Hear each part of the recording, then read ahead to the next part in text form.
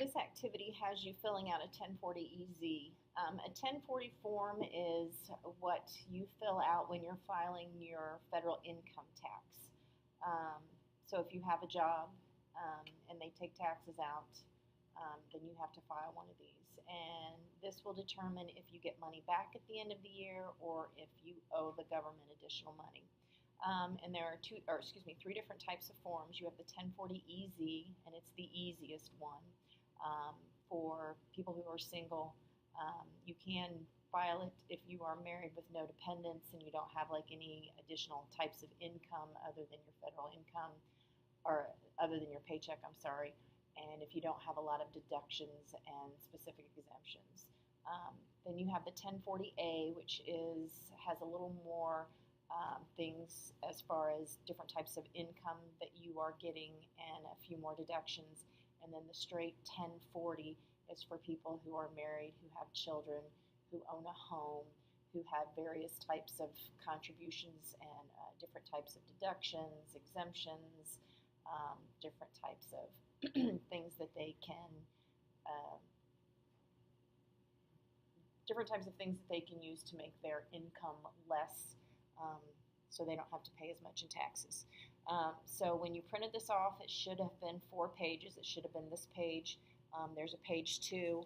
There's also a sample form, W-2 form, and then the rest of that handout is an explanation of each one of those boxes. And on the back side, I've also written in a taxable interest that we're going to use in this activity.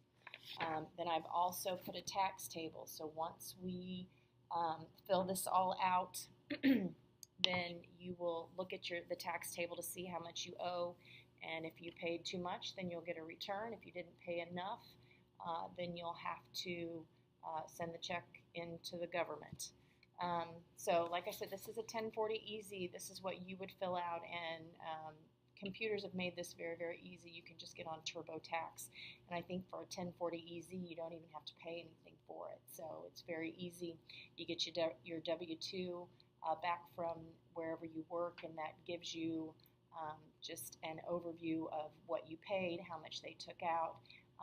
And your 1040-EZ is really, really easy because it pretty much tells you where to look on your W-2 to find all these. So like I said, you need all 4 of these pages when you're completing this activity.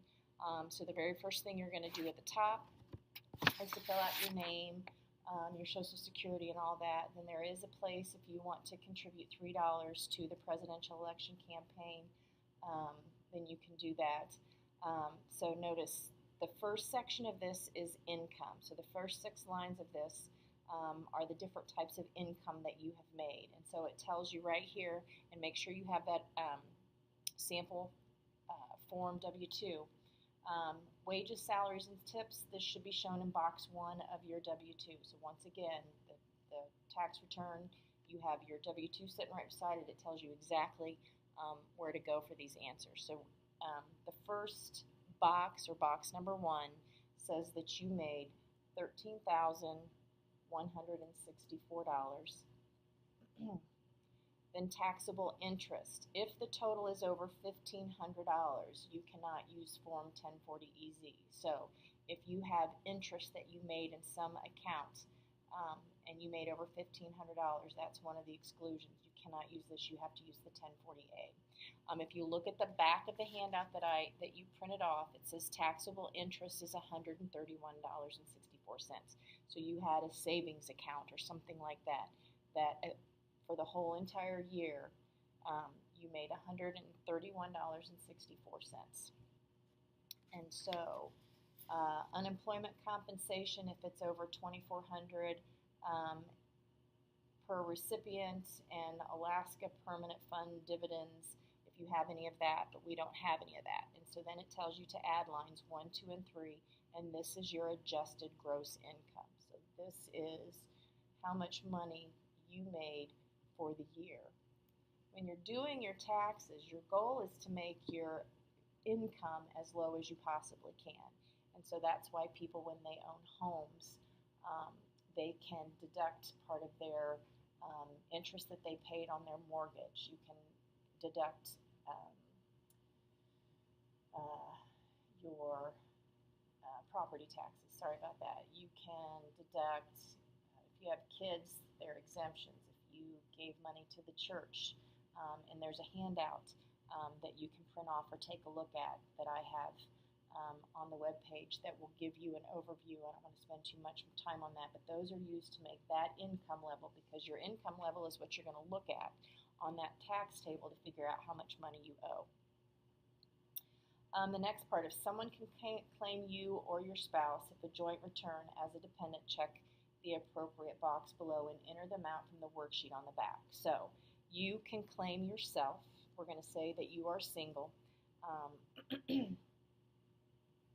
And since, let's read that again. It says, if someone can claim you as a dependent, check the applicable box. And since you are a student, your parents can claim you on their taxes, and so that's why we are putting a check mark there. And so if that is the case, then we're going to look at the worksheet on the back. So that's that page here. So we have to fill this out to figure out how much we're going to carry forward to the next page. And so it says use this worksheet to figure the amount to enter on line 5 if someone can claim you. And once again, your parents can claim you as a dependent, so you have to fill this out. Even if that person chooses not to do so, to find out if someone can claim you as a dependent, see this. We already know that they can. So amount, if any, from line 1 on the front, and that was your income. So we're going to put the $13,164 here. And then you have to add 300 to that, and then that goes over here. So your income plus the $300 is $13,464. The minimum standard deduction is $950. So everyone gets that deduction. We're going to deduct that from your income. And once again, the reason you would fill out a different return is you want that deduction to be higher. If your deduction doesn't, if you fill out your 1040 and everything you've put in there is not higher than the 950, then they're going to use the 950. So that is our standard deduction. So enter the larger of A or B here. So which one is bigger? A is bigger, so we're going to put it right there. Maximum standard deduction. If single, you can enter $5,700. If married, filing jointly, you get to enter $11,400. So you are single, so your standard deduction that you get to take is $5,700. So enter the smaller line from C or D. So is it this one? Or excuse me. Let me see, C or D right here. So the smaller one of that is the $5,700. Exemption amounts. If single, enter 0. So we're going to enter 0 because you're single. If you're married, filing jointly, and only one of you can be claimed as a dependent, you would be able to take another $3,650 and subtract that. But since you're single, you can't do that.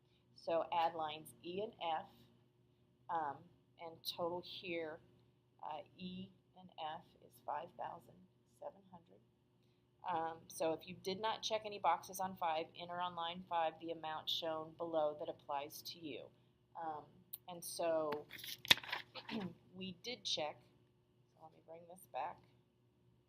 So right here, we're going to bring that 5,700. So subtract line 5 from 4. If 5 is larger than 4, then we're going to enter 0. So if we take this and subtract that, your taxable income, $7,595.64. Federal income tax withheld. You're going to look back at your W-2 form, and you're going to look at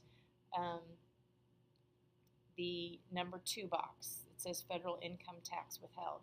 So the government kept $921 or 48 cents, so that when you're the business that you work for deducted that and sent that to the federal government. Making work pay credit, you don't have any of that. Earned income credit, you don't have any of that. Let's see.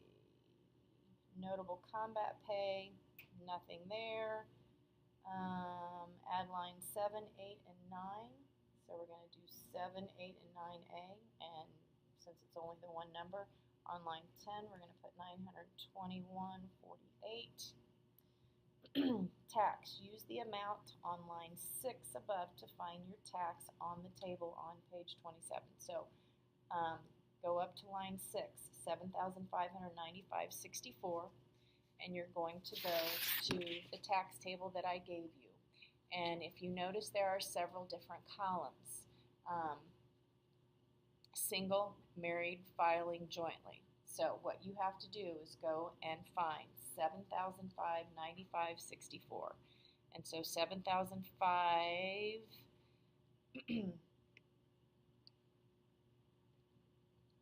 falls between 7,550 and 7,600. And you're filing single, so you owed $758. I'm finding that on that tax table, and it's in the very far right column. If you go down to the 7,000s, you got to find where that income falls between, and it falls between 7,550 and 7,600. And it just happens in this case that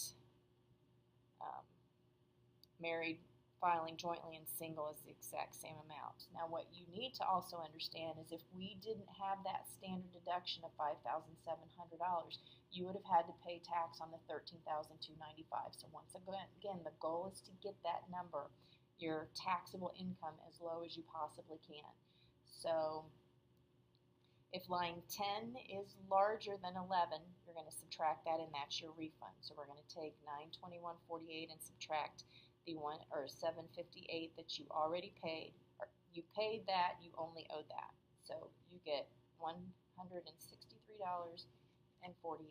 back. If it had been the opposite and you owed that and you only paid that, then you would have to send the check to the IRS. So down here is your, sorry about that. Let me push that up. Didn't realize that wasn't on there. So here's the information you can put for your checking account, and they'll just automatically put it in there. And then this down here is if you have like a tax preparer, if you an accountant does it for you. So this is a 1040 easy, extremely easy. Once again, it'll probably take you just a couple of minutes to plug those numbers into TurboTax. But the goal is to get this taxable income as low as possible. And for people filing a 1040, you can, like I said, look at that handout that gives you all of the different exemptions and all the different deductions and tax credits to get that number as low as you possibly can, because that's the number when you go to the tax table that you're going to have to look up and determine how much tax you have to pay.